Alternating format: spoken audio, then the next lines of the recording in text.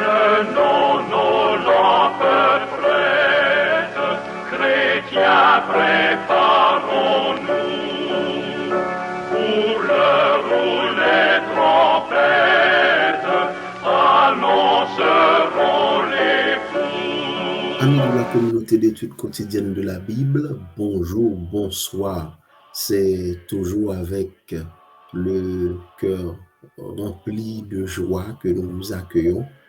C'est un plaisir pour nous d'être avec vous pour vous présenter la leçon du jour. Nous étudions la parole de Dieu au quotidien et à chaque fois que nous avons l'occasion de vous rencontrer dans le cadre de cette étude, nous sommes contents, nous sommes joyeux et c'est pourquoi nous vous souhaitons la plus cordiale des bienvenues à l'étude du jour. Puisque nous sommes vendredi, vous êtes des habitués, vous savez que le vendredi, nous consacrons l'étude, c'est surtout un résumé ou une réflexion avancée autour de la leçon que nous avons étudiée tout au long de la semaine.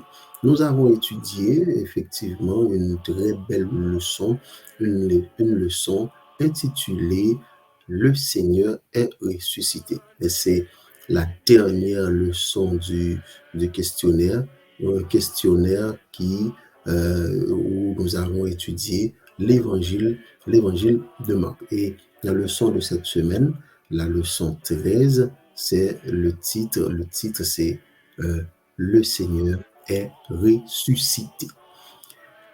Nous avons vu des points très très intéressants et aujourd'hui nous allons essayer de mettre le projecteur sur des points que nous estimons un peu plus importants que d'autres, mais bon, c'est par choix, ce n'est pas la loi des maîtres et des perses, mais nous allons essayer de choisir, de sélectionner pour vous les points saillants autour de cette leçon. Nous allons quand même vous rappeler que le verset de la semaine se trouve dans Marc 16, le verset 6. Il leur dit, « Ne vous épouvantez pas, vous cherchez Jésus de Nazareth qui a été crucifié. Il est ressuscité, il n'est point ici. Voici le lieu où on l'avait mis. » Prions le Seigneur. Notre Dieu, notre Père céleste, notre Créateur, à toi la gloire, la louange, d'éternité en éternité. Nous allons lire ta parole, nous allons réfléchir et étudier cette parole. Que ton Saint-Esprit nous guide, qu'il nous éclaire et qu'il nous permette d'avoir l'énergie spirituelle nécessaire de pratiquer les messages de notre vie. Nous te prions, Seigneur, au nom de Jésus. Amen. Au cours de cette semaine, comme je l'ai dit, nous avons étudié le titre « Le Seigneur est ressuscité ». Dimanche, nous avons vu se réjouir de la résurrection. Lundi, la pierre fut roulée. Mardi, les femmes au tombeau. Mercredi, parution à Marie et aux autres. Jeudi, aller dans le monde entier. Au cours de cette semaine, nous avons vu que Jésus a pris le soin de se montrer à plusieurs personnes et notamment ses disciples. Nous avons vu aussi que Jésus a pris le soin aussi de se montrer. C'était pas le fruit du hasard, pas en premier à un homme, mais à une femme, Marie de Magdala. Et parlant de femmes, nous avons vu aussi le rôle extraordinaire joué par les femmes dans la période de la résurrection, la période de la crucifixion, de l'ensevelissement et de la résurrection de Jésus. Des points très très importants parce que la femme est un symbole. Et puisque au tout début du ministère de Jésus, oui, Marie a joué son rôle de mère, Mais les évangiles n'ont pas trop mis le projecteur sur Marie. Ils n'ont pas, nous n'avons pas beaucoup d'informations sur le rôle de Marie dans la vie de Jésus. Je parle de Marie, la mère de Jésus. Mais ce que nous constatons, c'est que au moment, le moment le plus difficile de la vie de Jésus, au moment où Jésus va quitter ce monde, les femmes vont être à l'honneur. Elles seront à l'honneur et nous avons vu au cours de cette semaine que c'est un message pour nous, c'est pour nous communiquer le fait que la femme qui symbolise dans un point de vue prophétique, les prophéties bibliques, dans la prophétie biblique, le symbole, la femme, symbolise l'Église. Cela signifie que aujourd'hui, nous qui sommes l'Église de Dieu, nous avons cette responsabilité de proclamer la venue de Jésus, son second retour. Mais Jésus, comme je l'ai dit, a montré effectivement que son apparition à plusieurs personnes était un élément important.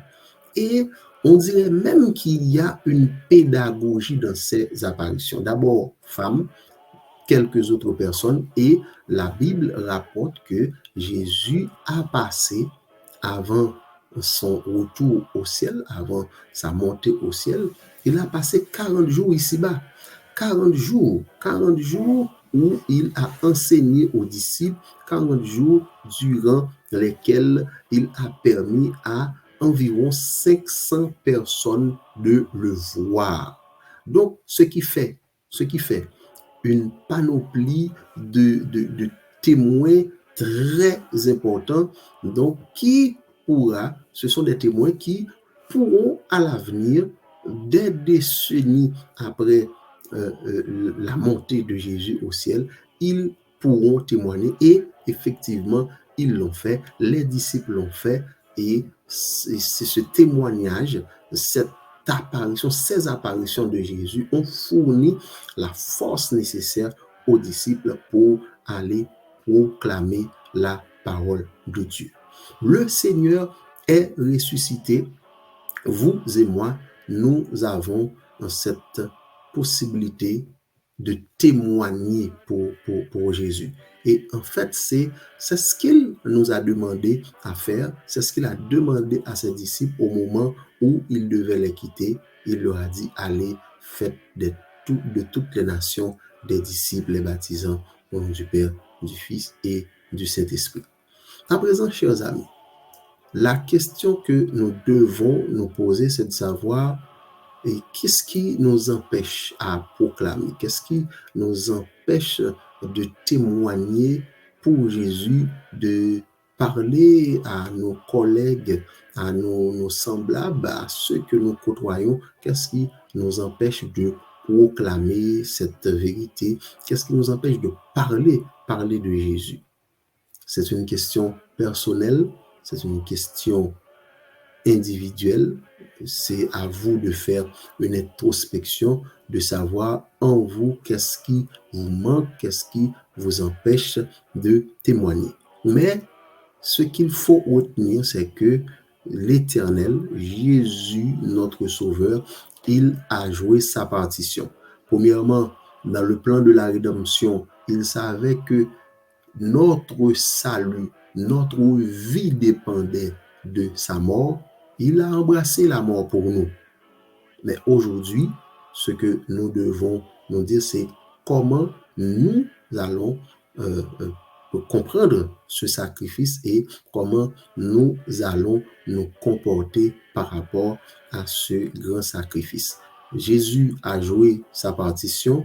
Nous, aujourd'hui, nous avons notre rôle à jouer en tant que chrétiens. Jésus est ressuscité, sa parole doit être proclamée, nous devons aller, nous devons proclamer cette vérité, à savoir que le Christ est ressuscité, il est mort, il est ressuscité et il reviendra, et dans le cadre de son second retour, il doit venir nous prendre avec lui pour aller vivre dans les cieux avec lui pour passer les 1000 ans, comme nous le lisons dans Jean 14, 1 à 6, Jean 14, le verset 1 à 6, un texte qui nous dit que votre cœur ne se trouble point, croyez en Dieu et croyez en moi.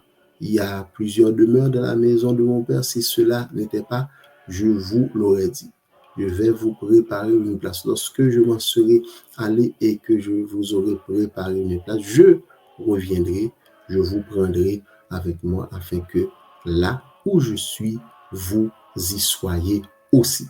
Voilà cette promesse. Voilà cette belle parole, cette promesse qui doit nous encourager à servir Dieu, à le servir et à être prêt à témoigner en sa faveur, à témoigner pour lui. Chers amis, au cours de cette semaine, la leçon nous apprend effectivement que nous avons cette mission de proclamer l'évangile. Encore une fois, je vous pose la question, qu'est-ce qui vous empêche à faire ce travail? Question individuelle et personnelle, à vous de vous interroger, à vous de demander à Dieu de vous aider à faire ce travail, car il est important. Jésus viendra quand l'évangile sera propagé dans le monde entier. Cette bonne nouvelle du royaume sera prêchée dans le monde entier pour servir de témoignage.